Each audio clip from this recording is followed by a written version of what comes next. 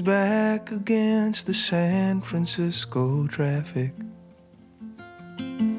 On the bridge's side that faces towards the jail, setting out to join a demographic. He hoists his first leg up over the rail. Then a phone call's made and police cars show up quickly, and the sergeant slams his passenger door. He says, "Hey kid, why don't you talk through this with me? Just tell me what you're doing it for." Oh, it's a little bit of everything. It's the mountains, it's the fog, it's the news at 6 o'clock, it's the death of my first dog, it's the angels up above me, it's the song that they don't sing. It's a little bit of everything.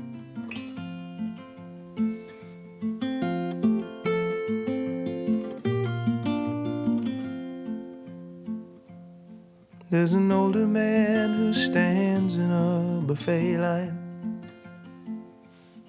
He is smiling and he's holding out his plate. And the further that he looks back into his timeline, that hard road always led him to today. He's making up for when his bright future just left him. He's making up for the fact that his only son is gone, and letting everything out once his server asks him, "Have you figured out yet what it is you want?" I'll have a little bit of everything, the biscuits and the beans, whatever helps me to forget about these things that brought me to my knees. So pile on those mashed potatoes, and how about an extra chicken wing? 'Cause I'll be having a little bit of everything.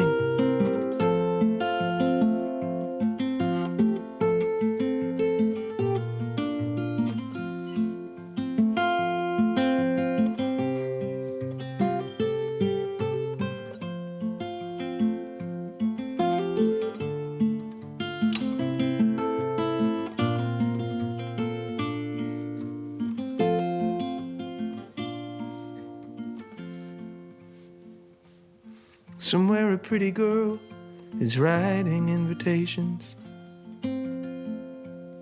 for a wedding that she has scheduled in the fall.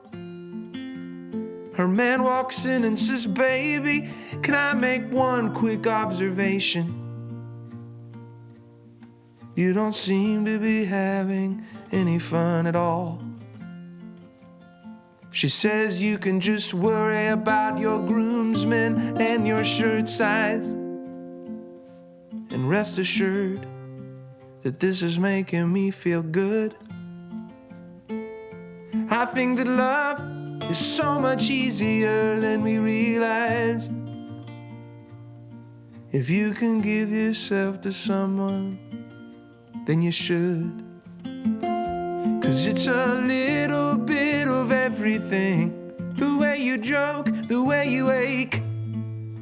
It's getting up way before you, so I could just watch you as you wake. So on that day in late September, it's not some stupid little ring. I'll be getting a little bit of everything. It's a little bit of everything. It's the matador and the bull. It's the suggested daily dosage. It's the red moon when it's full. All these psychics and these doctors, they're all right and they're all wrong. It's like trying to make out every word when they should simply hum along. It's not some message written in the dark. or some truth that no one's seen. It's just a little bit of everything. When I started making music, it was with my buddy Blake Mills, who's an amazing guitarist. I didn't develop a deeper relationship with the guitar until we split up as bandmates, and he got more into producing in his solo career, and we became Dawes. And it was funny, at the beginning of Dawes, we were looking for a lead guitarist, because I didn't know how to do that. We would meet with people, but things wouldn't really be the right thing. And finally, we found a keyboard player, and it was like, okay, I guess I'm gonna need to try to step it up as a player. So I was 23, 24 before I started really thinking about being a lead guitarist. And that's when I really fell in love with the instrument and really started to consider myself a guitar player to the extent that I've ever been comfortable with. It still has that newness, but there's an associative power at this point. It is like you can give someone all the reasons why riding a motorcycle is really irresponsible. And it doesn't change the fact that there is a part of all of us that recognizes that it's fucking cool. I feel that way when I pick up electric guitars. It's the closest thing to when I was 5 years old and like playing with these toys and stuff. Like I feel like when I'm picking up these old guitars, I react to a history, I react to an energy. When I'm playing my Les Paul, I feel like oh, maybe this is what it was to be Neil Young in 1972. Guitars tell you how to play them. I grew up playing mostly tellies, and then when I did get my first Les Paul, and eventually like a 345, all of a sudden I'm playing slower, and the bends are taking an extra minute. Because of the pickups, because of the neck, because of the body, because of the way it speaks through the amp, I'm a different guitarist. That's another one of those magical powers of guitars where it gives you different voices. You know, you hear these stories of certain guys with strings and they don't want to, they get new strings like, well, I don't want to play it now. With Ernie ball strings with our tours, I don't have to worry about it. It allows me to kind of think about the song, think about the solo. Because as important as strings are, you don't really want to be thinking about that when you're in that kind of moment of truth with the performance. Back in the day with a lot of strings, would be like, okay, the one guitar has new strings on it, so maybe use it in sound check to break them in, but then after that, don't use it for the show tonight. And I don't have that anymore. I used to give myself that bad advice of like, well, I don't want to get any better because I like scrappy guitar players. I like guys that, two of my favorites are Keith and Neil. I don't want to sound like one of those guys that bites off more than he can chew or something. But the reality is, the reason why they're good is because of their tastes and because of their confidence. And the reason why guys that are much more technically proficient, the reason why those guys are good is not because that they can fly around.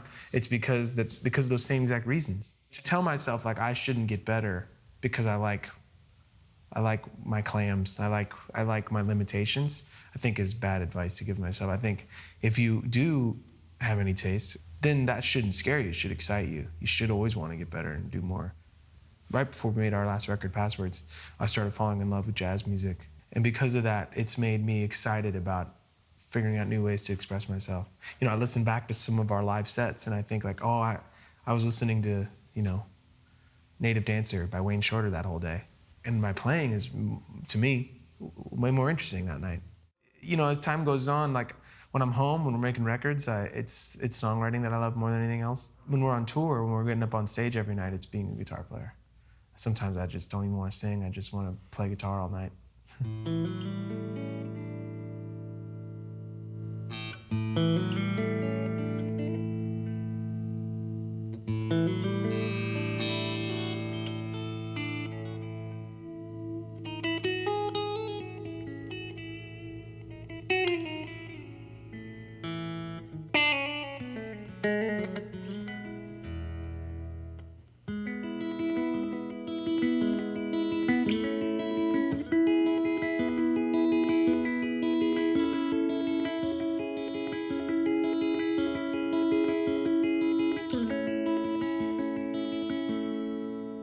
There were moments of dreams I was offered to save. I lived less like a workhorse, more like a slave. I thought that one quick moment that was noble or brave would be worth the most of my life. So I pointed my fingers, shouted few quotes I knew, as if something that's written should be taken as true, but every path that I've taken or conclusion I drew would put truth back under the knife. And now the only piece of advice that continues to help is anyone that's making anything new only breaks something else. When my time comes,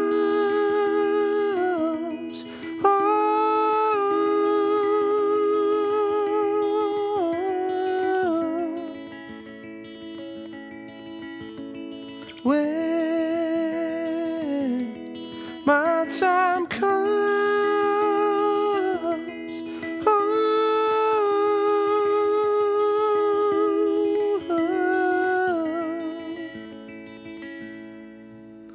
so I took what I wanted, put it out of my reach. I wanted to pay for my successes with all my defeats.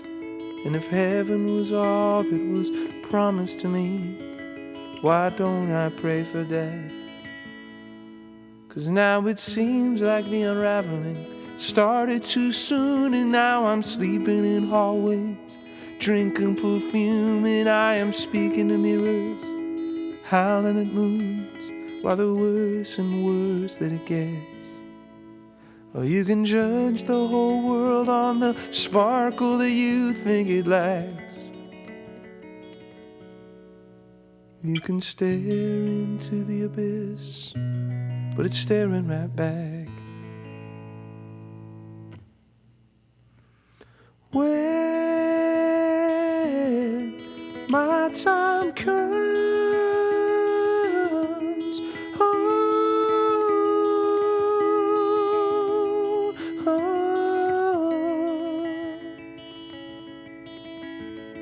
when my time comes,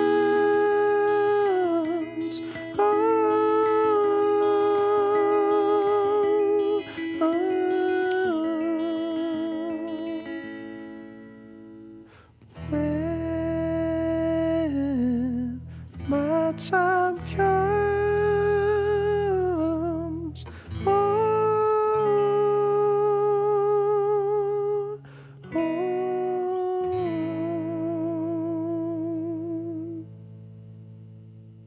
I dare say that I consider myself a writer before singer, before guitar player. Sometimes when people say, like, what's your routine? Like, how do you write? It's really important to me to, like, not do it the same ever. And I think by creating certain patterns or habits of, like, oh, I'm a guy that writes in the morning, or I'm a guy that writes guitar stuff first. If you're not open enough to it, what you're really doing is just confining yourself to a more limited space of how to be creative. And I wanted to make sure I broke that. If I get into a groove of writing in the morning, I don't want that to mean that I don't write at night as well. I always want to make sure that serious habits aren't forming, because I want to surprise myself. Sometimes I get in these kind of grooves where I'm writing in the very narrative way. When I listen back, it feels like John Prine or you know, certain country writers that are very linear and very clear. But then I listen to an artist like, or a lyricist like David Byrne or Tom York, and it's like, oh, there's this sort of abstract, fragmented thing is really effective too. How do I take from that and get better because of it without being a liar? Radiohead was one of my first favorite bands, and hearing what he did was always so exciting. I didn't know what he was talking about, though. It's not a criticism. I loved those lyrics. I just felt stupid. And it was the same in high school when we would be like, okay, let's all read this T.S. Eliot poem. And I would just kind of shrug my shoulders. I wouldn't really know what I was reading. And I would try to just, you know, I'd take people's advice and let the words wash over me or whatever, and nothing really took. And then when I got into songwriters like Chris Christopherson and like certain eras of Bob Dylan and Joni Mitchell, and especially Warren Zevon, they were able to still be very artistic, very expressive, even elusive. But rather than it creating some sort of abstract, impressionistic painting, it was very clear what was being talked about. And that became what I wanted to do. I didn't read books of poetry. I read novels. That just was always what I drifted towards. I wanted to share a feeling rather than like leave someone scratching their heads in this emotional way. I love when that happens to me. Like Highway 61 is like maybe my favorite album of all time. And I don't know what he's talking about a lot of the time. I think he has a very open kind of lens at that point in his career where he's willing to let whatever's coming up inside of his head just end up on the page. And that's profound and that's rare. Like my objective has always been, how do I make this clear, but also how do we get into something that's not easy to talk about? That's something that we don't always think about in terms of what might be going on underlying a relationship or an experience. And that's what Zevon was so good at. He'll talk about things like entropy or something, and yet it'll be very clear, but at the same time always like this guy really like runs deep. And that was always my dream, to try to do the same thing to some degree.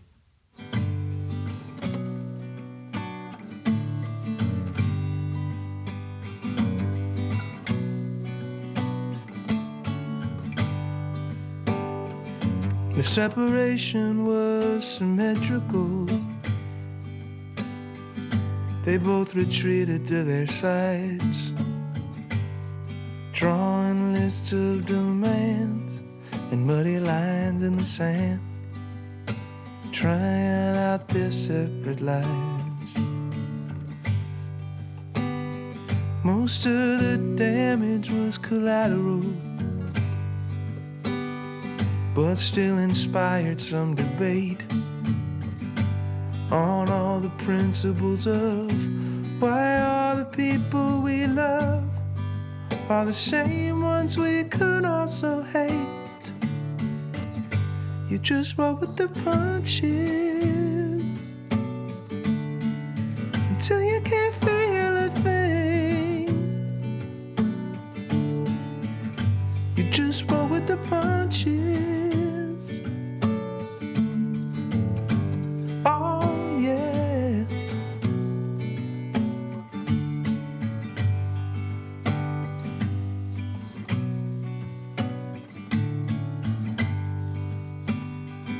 The separation was logistical,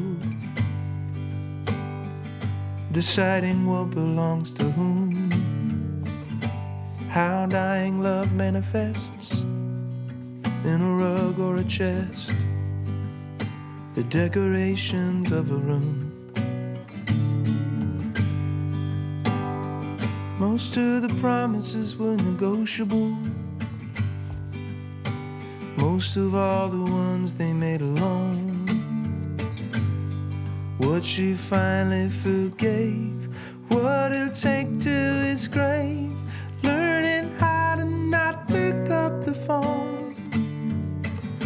You just roll with the punches until you can't feel a thing. You just roll with the punches. Oh yeah.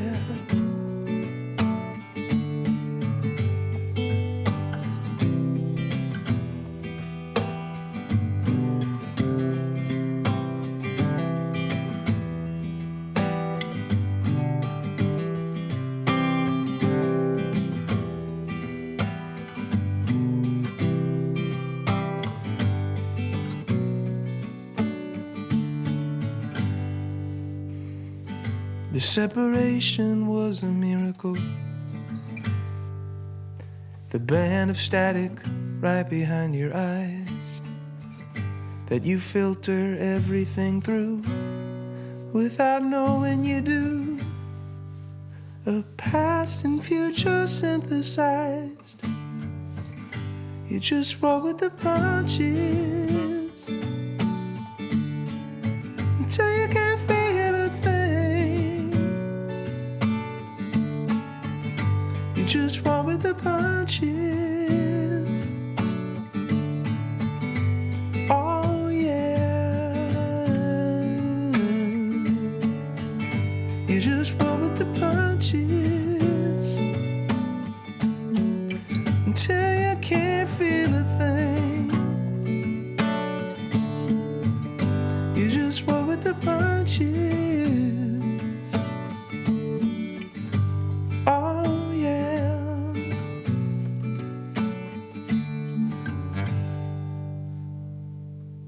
There's like a different set of criteria for every medium.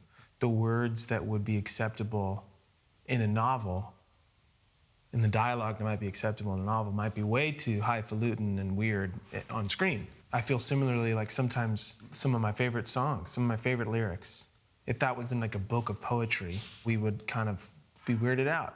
Sometimes it requires the accompaniment. You know, you hear like a Randy Newman song where all he's singing is, "It's so hard living without you."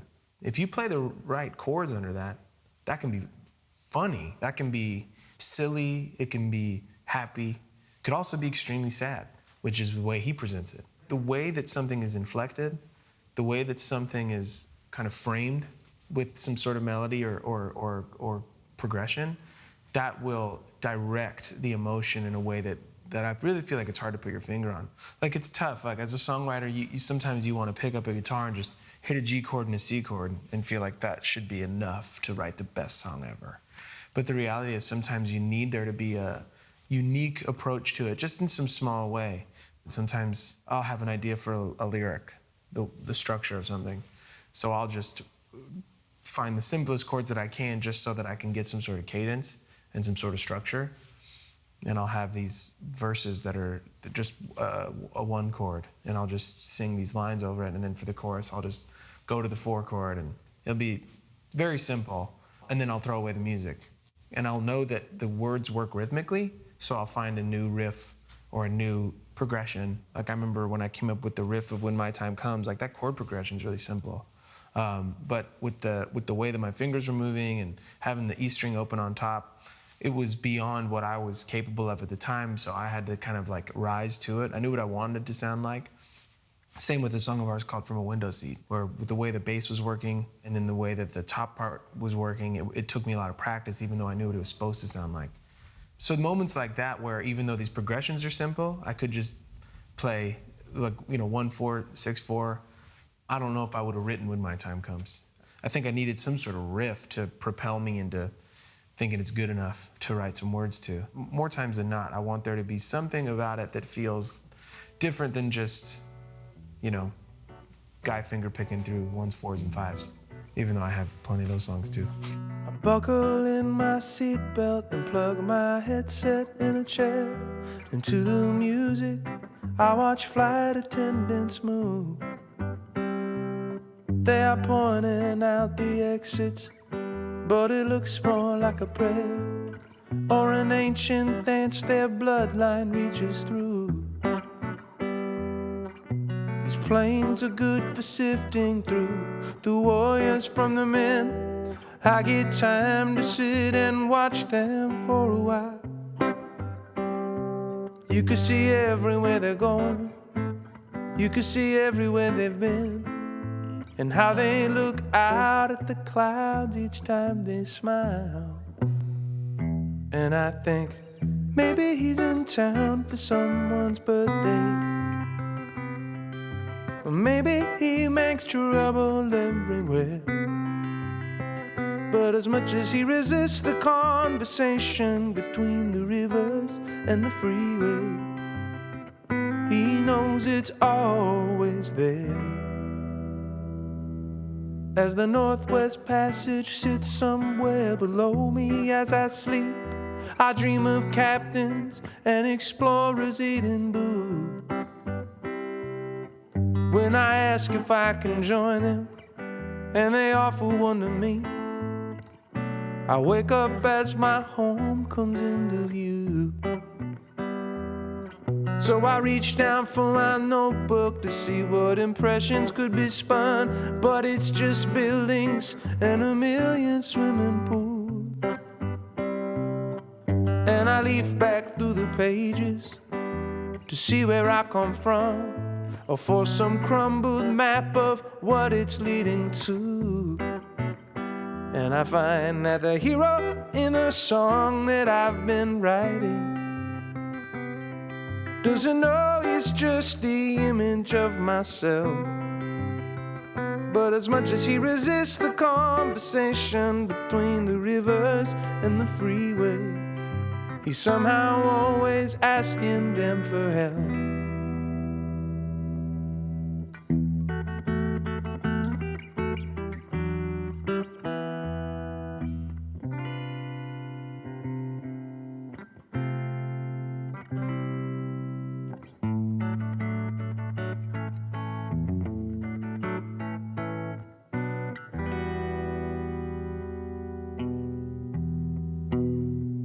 I wanna make out all of the signs I've been ignoring.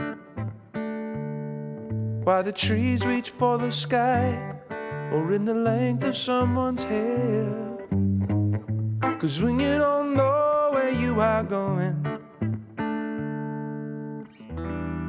any road will take you there.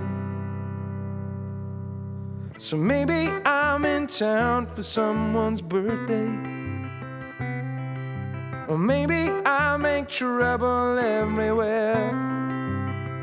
But as much as I resist the conversation between the rivers and the freeways, I know it's always there. I know it's always there. I know it's always there. My heroes, whether it's Mark Twain or Charlie Chaplin or Bob Dylan, the thing that connects them all is this commitment to this one thing that they do. I want to be one of those guys where you look back and it's like, what did Taylor do with his time? What did Dawes do with their time? Oh, they made, 15 or 20 albums. They did the thing that they did. I want to make records and have a body of work. The idea of our music representing ourselves and our time here, that, to me, there's nothing more romantic than that.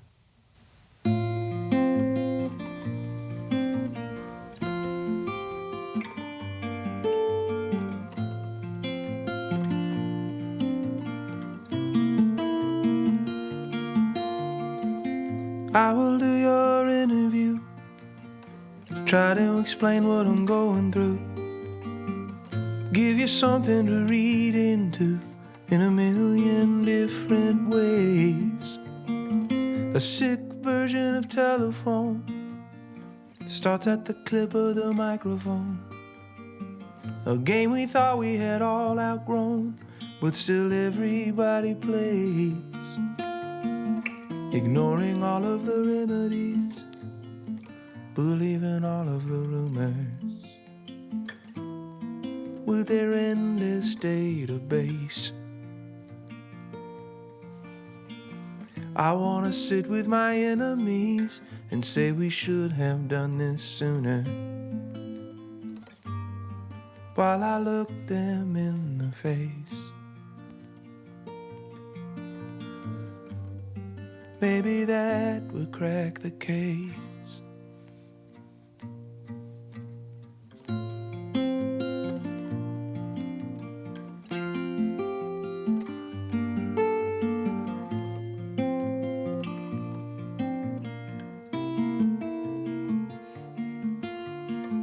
I got a friend who's been thinking about finally kicking her husband out. His second life as a talent scout finally got him caught. While she was throwing out all his clothes, she heard a voice from beyond the throes, punish him for the life he chose, but forgive the past that he did not. It's really hard to hate anyone when you know what they've lived through, and once they've given you a taste. She said, this is for you to overcome, but I will always love you. In her perfect state of grace. Maybe that would crack the case.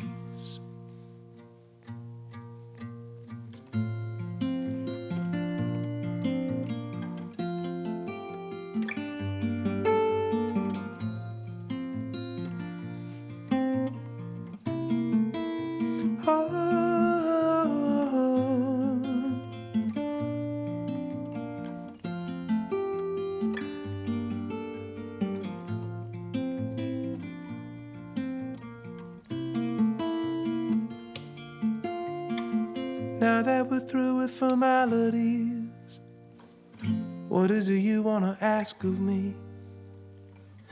I'll answer open and honestly, whatever that means. finding out that we occupy somebody else's opposing side. On the banks of some great divide, two versions of a dream, countless revisions of history, trying to tell us the future. Between each commercial break, I wanna call off the cavalry, declare no winners or losers, and forgive our shared mistakes. You can pick the time and place.